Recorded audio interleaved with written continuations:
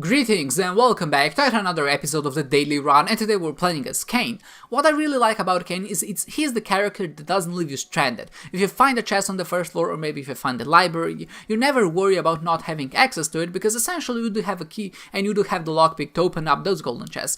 As some other characters, maybe if you're Isaac, you have one bomb, and that's good because you can open up tinted rocks, but there's really no feeling like just knowing where the tinted rocks are, or maybe the secret rooms are, and not having the access to them because the game wasn't nice enough to give you the consumables.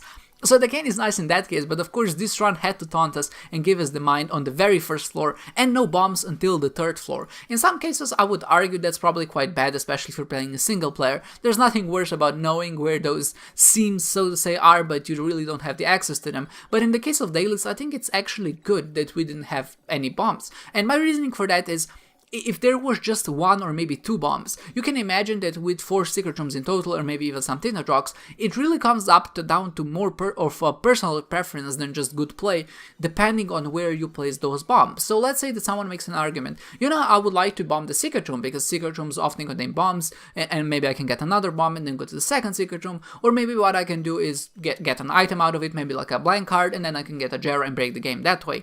And I would say that's a very valid argument, but someone else might say, I want to go to the second secret room because the chances of those things happening are quite low, and I think overall just going to the second secret room will net me more points on average, because obviously the second secret room is worth more than just a regular secret room, and again I would say that's a pretty valid point as well. So up until that point it just really comes down to personal preference, which bomb or maybe on which wall are you going to use the bomb in order to access to one or the other secret room, and in that case it would leave players up in a very high variance, and I'm never really a fan of that. So if you can imagine, having no bombs or having a lot of bombs would really make no difference, because that means that everybody would either be able to access every single room or wouldn't be able to access any rooms. So in this case I think it's better that we had no bombs up until the third floor, just because of that variant situation happening. But obviously besides that, the mine is a great item. I'm not saying that the mine is bad or anything, it's just that this particular RNG, with how the game turned out, it didn't really turn out in a way which you would have hoped. It was a bit unfun in some degrees,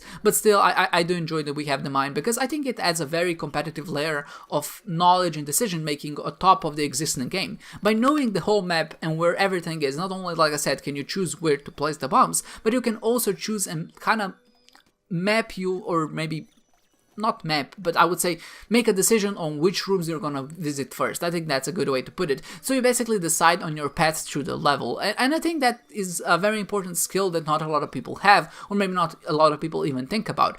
So if I'm in a particular situation, maybe I don't feel strong enough, and it's a good idea to visit the treasure room first, but if the treasure room is on the other side of the boss, would I rather go to the boss first, maybe I get a devil deal that way, because maybe I'm risking of losing my spirit hearts, or should I go to the treasure room first, try to get stronger that way, and then actually get to the boss? And just like this little interaction, I feel already is so much more meaningful than any of the other decisions that we make in daily runs, because most often than not, you do have keys, you open them, you open the chests, you go into treasure rooms, you pick up the items, you hope for a devil deal, and then that's pretty much it. But when you have micro level decisions like this, I really feel like it makes a difference. Not only do you feel more engaged by playing the daily, when you make a good decision, it feels so much better to be rewarded. And in this case, if you say, I think that if I go to the boss immediately, not only do I have a chance of getting a devil deal, I also have a joker card which I can use, and when I do that, I can maybe get a super great item, and even if I don't, then maybe I have still enough time to get to boss rush. And let's say that particular decision made you to boss rush, and because of that, maybe you rank highly on the leaderboard. You can go back to that moment and say, I did a pretty good thing here, because my decision actually led to me being in the top 50 or the top 100, because I made a decision to maybe skip a certain room to get to boss, and in this case it turned out well. And I would say that is the kind of behavior, or maybe not behavior, but decision making that daily should be rewarding. And in this case I really did think it turned out well, even though it seemed maybe a bit unfun at the start. Besides that, I was really lucky this run. I'm not gonna even deny it. Even though my end score wasn't really great because of a slight little mishap that I did, it did turn out in a pretty good direction. So at some point I had the Joker card and I had the Crooked Penny.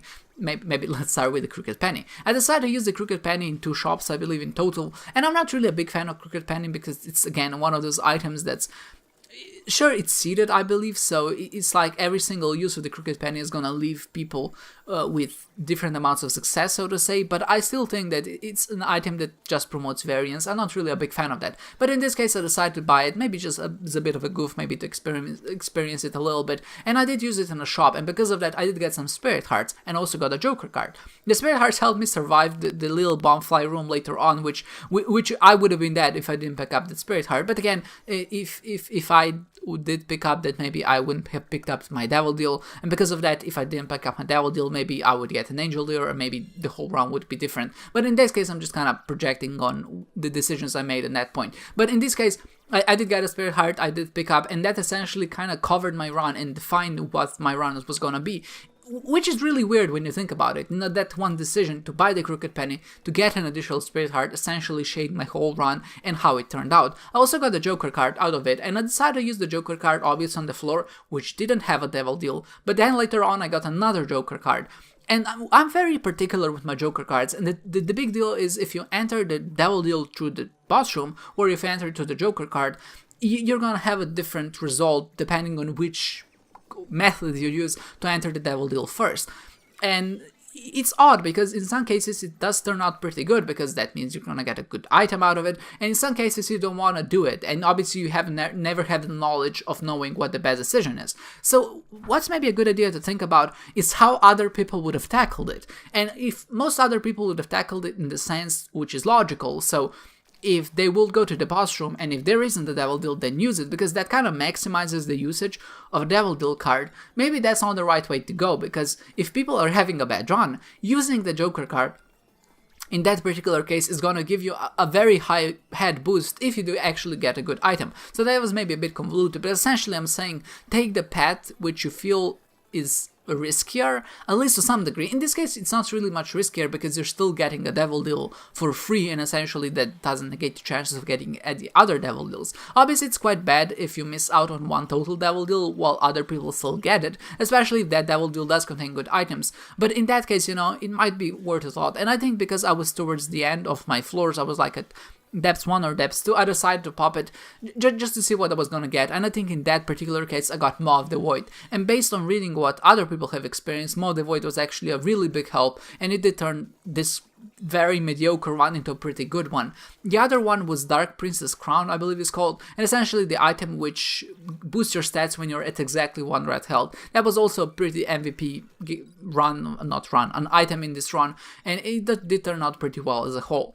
Besides that, I did also get some DPS upgrades, the 360 controller, whatever it's called, which allows you to shoot diagonally. It's a cute idea. It probably works better on an analog stick than on a digital, but I did pick it up because I thought it actually increases your tier delay past the tier cap. It doesn't. I just tested it out. It doesn't.